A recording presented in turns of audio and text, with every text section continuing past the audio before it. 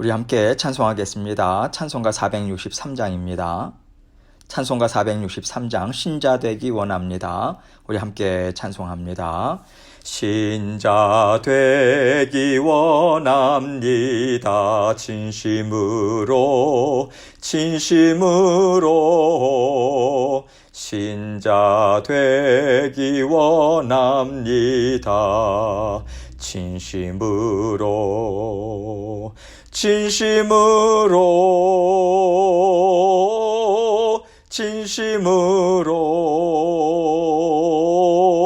신자 되기 원합니다. 진심으로 사랑하기 원합니다. 진심으로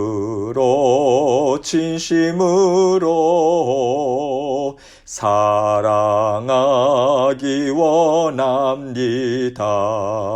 진심으로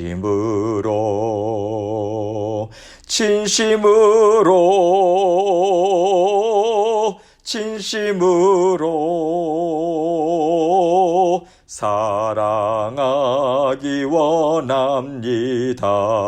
진심으로 거룩하기 원합니다. 진심으로 거룩하기 원합니다. 진심으로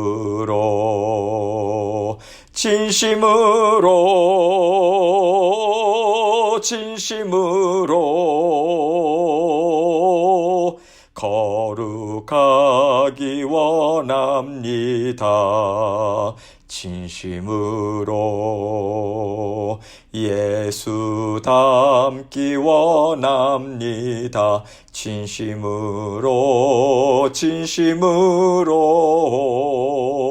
예수 닮기 원합니다.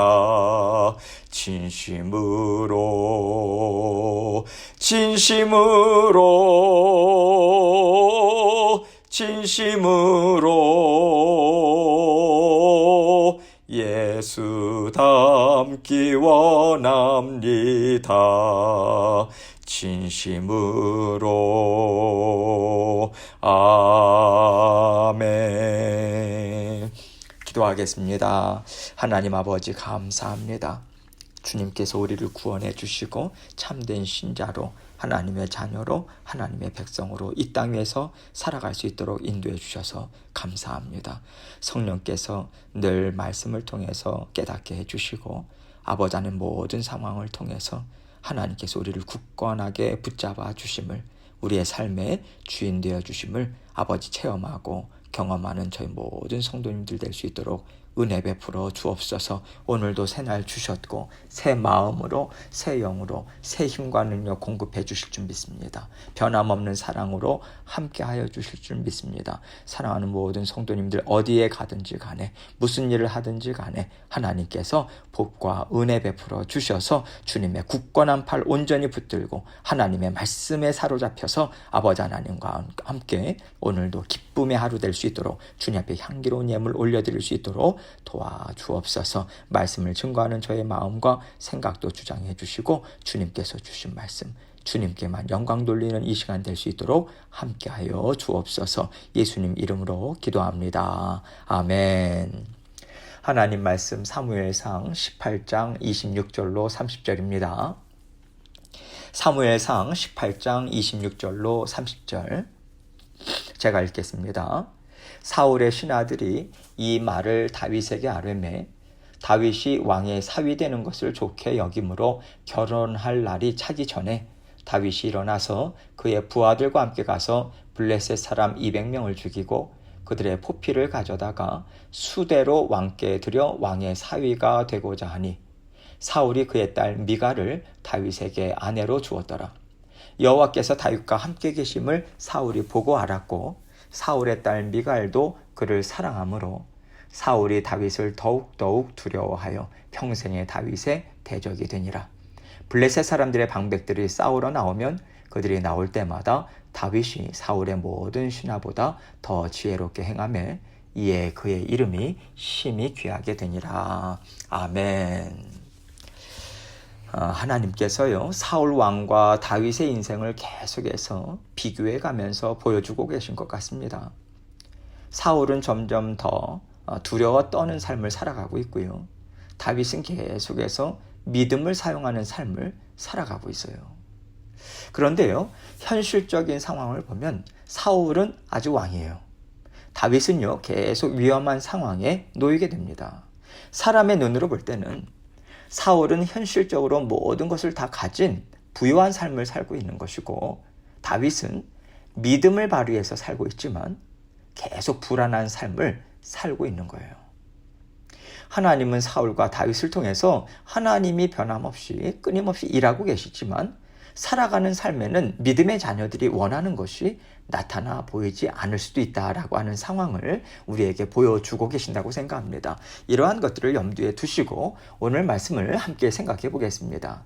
26절로 27절 먼저 봅니다. 사울의 신하들이 이 말을 다윗에게 하려매 다윗이 왕의 사위 되는 것을 좋게 여김으로 결혼할 날이 차기 전에 다윗이 일어나서 그의 부하들과 함께 가서 블레셋 사람 200명을 죽이고 그들의 포피를 가져다가 수대로 왕께 드려 왕의 사위가 되고자 하니 사울이 그의 딸 미갈을 다윗에게 아내로 주었더라. 사울은요, 계속해서 다윗을 견제하고 있어요. 백성들이 다윗을 자기보다 더 크게 칭송하니까 사울은요, 거기에 완전히 마음을 뺏겨버렸습니다. 그래서 그 이후로부터 사울 왕은요, 다윗을 어떻게 하면 없애버릴까? 계속해서 기회만 지금 엿보고 있던 상황인데 어떤 사람으로부터 한 가지 소식을 듣습니다. 둘째 딸 미갈이, 사울 왕의 둘째 딸이죠. 미갈이 다윗을 사랑한다. 이 얘기를 들어요. 그 얘기를 들은 사울이 그 기회를 놓치지 않기를 원하는 거예요. 이 기회를 삼아서 다윗을 죽이고자 합니다. 그리고 그 마음을 그 심중에 품고 신하들을 통해서는 다윗에게 왕의 사위가 될 것을 권면하도록 하죠. 그리고 왕의 사위가 되는 조건으로 단 한 가지 조건을 내겁니다. 블레셋 사람들의 포피 100개를 가져와라. 그러자 다윗은요, 사울의 그 사위가 된다면 또 신뢰를 어느 정도 좀 쌓을 수도 있고요, 자신에게도 좋겠다라고 하는 마음으로 그 제안을 받아들입니다. 그래서 다윗은 사울 왕이 내건 조건을요, 즉각적으로 수행하죠. 블레셋 사람 적진에 뛰어들어가요. 200명을 죽입니다. 그들의 포피를 가져온 거죠. 그런데요, 사실 사울 왕이 남자 생식기 끝부분에 있는 포피, 그것도 100개를 요구했다라고 하는 것은 참 비열하기도 한 것이고요, 다윗을 정말 궁지에 몰려고 하는 최악의 방법을 사용한 것입니다. 적들을 죽이는 것은 전투에서 있을 수 있는 일이라고 생각할 수 있어요.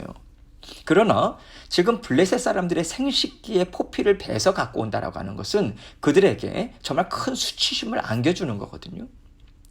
그러면 사울은요, 왜 굳이 블레셋 사람들에게 수치심을 주는 일을 다윗에게 요구한 것일까요? 블레셋이 여전히 이스라엘을 호시탐탐 엿보고 있습니다. 블레셋이 여전히 강성해요. 그런 상황에서 그들에게 수치심을 안겨준다라고 하는 것은요, 이제 다윗은 그들에게 완전한 표적이 될 수 있는 일이 되는 거거든요. 단지 100명을 죽였다, 200명을 죽였다, 이런 차원이 아닙니다. 앞으로 블레셋과의 전쟁을 치를 때마다 다윗은요, 그들의 완전한 표적이 되는 거예요. 1차 표적. 그러한 상태로 전쟁터에 나가게 된다라고 하는 것을 의미하는 거예요. 그래서 다윗이 과연 그 일을 감당할 수 있을까? 이런 의문도 상식적으로는 들 수 있는 것이고요. 감당하겠다라고 할 경우에라도 정말 다윗이 평생 안아야 할 위험 부담은 정말 큰 것입니다. 이것을 생각할 때 사울 왕이 다윗에게 요구한 조건은 결코 가벼운 것이 아니에요. 그런데 다윗은 부하들을 데리고 가서 사울 왕이 요구했던 것의 2배인 200개의 포피를 가져옵니다. 사울은요, 어떻게 하면 다윗에게 올무를 씌울까? 어떻게 하면 다윗을 정말 어려움에 처하게 할까? 이거를 생각하고 고민하고 또 생각해서 짜낸 계략인데 그에 비해서 다윗은 크게 고민하는 모습이 나타나질 않아요. 오히려 말씀을 보면 왕의 사위 되는 것을 좋게 여겼다. 이렇게 말하고 있어요. 그래서 결혼할 날이 차기도 전에 그 일을 끝냅니다. 다윗은요, 단순했어요. 하나님께서 이 일을 좋게 여기신다면 나에게 형통함을 주실 것이다. 이런 단순한 믿음에서 나오는 생각만 붙잡는 거예요. 그러나 사울에게는요, 하나님에 대한 생각이 없어요. 하나님께서 이 일을 좋게 보실까? 이런 생각이 전혀 없어요. 인간적인 생각만 하니까 가장 비열하고 악한 생각으로 방법을 지금 고안해내고 그 방법을 사용하는 거예요. 이렇게 하나님을 떠나서 사람의 생각으로 일을 이룰 때는요, 사람이 보기에도 참으로 악합니다. 이것을 통해서 하나님께서는 하나님만 의지하는 믿음을 통해서 하나님은 이루어 가신다. 이것을 우리에게 단적으로 보여주고 계신다고 생각해요. 우리가요, 자꾸만 일을 사람 입장에서 복잡하게 생각하는 것은 좋지 않은 것 같습니다. 하나님이 좋게 여기시면 일을 이루어 주시겠지. 이 마음, 이 믿음 가지고요, 하나님의 뜻을 계속해서 여쭙는 거예요. 하나님의 뜻만을 순종하고자 우리는 애써야 하는 것입니다. 만약에 하나님이 아니다 하실 때는 하나님께서 그 일을 우리가 하지 않도록 막아주실 것 아니겠어요? 만약에 하나님께서 해라, 좋다라고 하신다면 이를 아름답게 이루어 주시지 않겠습니까? 이렇게 우리는요, 하나님께서 모든 일을 인도해 주신다, 이 마음으로 일을 감당해야 하는 것입니다. 이것이 우리에게 평안을 가져다 주는 것이고요. 우리가 하는 일을 때로는 하나님이 막기도 하시고 때로는 열어주기도 하시는 것에 대해서 우리는 감사한 마음으로 받아들일 수 있는 것이죠. 하나님께서는 다윗에게 길을 열어주셨습니다. 너가 사울 왕의 사위가 되는 것도 좋겠다. 그렇게 생각하시고 그에게 평탄한 길을 열어주셔서 다윗은 그 일을 이룰 수 있었죠. 28절로 29절입니다. 여호와께서 다윗과 함께 계심을 사울이 보고 알았고 사울의 딸 미갈도 그를 사랑하므로 사울이 다윗을 더욱더욱 두려워하여 평생의 다윗의 대적이 되니라. 사울 왕이 다윗을 볼 때 참 기가 막힌 거예요. 그 어려운 일을 다윗이 너끈히 감당했고요. 또 그것을 놀랍게 이루었다라고 하는 것 200명씩이나 200개씩이나 갖고 왔잖아요. 참 기가 찬 거죠. 사람의 담력으로는 이룰 수 없는 일로 여겨지는 것이고요. 하나님께서 함께 하지 않으셨다면 이루지 못할 일이라고 하는 것을 사울은 인정할 수밖에 없는 것입니다. 거기에다가 자신의 딸까지 다윗을 사랑해요. 사울 왕은요, 자기만 빼고 모든 이스라엘 사람들이 다윗을 사랑하는 것처럼 보인단 말이죠. 이것이 사울에게는 참 두려운 일로 다가오는 거예요. 내가 이 다윗을 어떻게 막아낼 수 있을까? 막아낼 수가 없겠다. 이 두려운 마음이 드는 거죠. 그리고 두려우면 두려울수록 사울 왕에게는 다윗을 미워하는 마음이 커져갑니다. 이 두려움과 미움으로 사울이 사로잡혀 있음을 성경은 보여주고 있고요. 결국 사울이 평생에 다윗을 대적하게 된다라고 말씀은 증거하고 있습니다. 여러분, 이것을 통해서 하나님께서는 우리가 하나님이 주시는 믿음으로 평안한 심령을 갖는 것이 얼마나 중요한가, 이것을 알려주고 있다고 생각합니다. 우리가 어떤 일을 두려워하고 또 걱정과 근심에 사로잡혀서요, 낙심하고 불평하고 원망을 한다라고 하는 것은 하나님이 나와 함께 하심을 믿지 못하는 데서부터 나온 그러한 마음입니다. 그리고 결국에는요, 낙심과 불평과 원망의 마음이 그 마음을 내가 갖고 있는 것, 그것이 정당하다. 우리는 이렇게 생각하게 돼요. 내가 왜 이 어려움을 당하는데? 당신 때문이잖아. 이 일 때문이야. 저 일 때문이야. 그러면서 계속해서 다른 사람, 또 어떤 일들을 붙잡고요, 자기 자신의 부족함, 또 어려움, 그리고 원망하고 불평하는 거 자꾸만 정당화시킵니다. 합리화시켜버려요. 그러다 보면 어느새 그 문제에 우리는 함몰되어서요, 내가 누구인지를 잊어버리게 됩니다.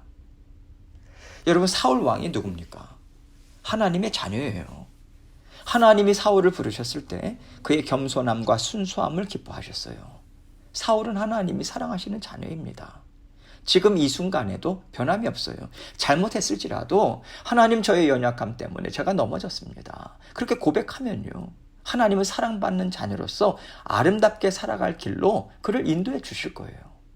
그런데 사울은요, 하나님께서 왕의 자리가 더 이상 너의 것이 아니다 분명하게 선포해 주셨는데도 그 자리를 어떻게 해서든지 붙잡겠다고 문제에 완전히 함몰돼서 자신이 하나님이 사랑하는 자녀라고 하는 것을 놓치고 살아가고 있는 것입니다. 그러다 보니까 하나님이 이미 뜻을 세우신 일을 계속해서 거스르는 일을 지금 하고 있는 거죠. 우리는요, 하나님 앞에서 내가 누구인가 이것을 잊어서는 안 됩니다. 우리는 하나님이 죽기까지 사랑하시는 자녀예요. 그래서 하나님이 좋은 것을 우리에게서 뺏어 가셨다 할지라도 하나님의 뜻이 있지. 내 연약함도 있지. 그렇게 생각하고 빨리 하나님 앞에서 그것을 내려놓아야 합니다.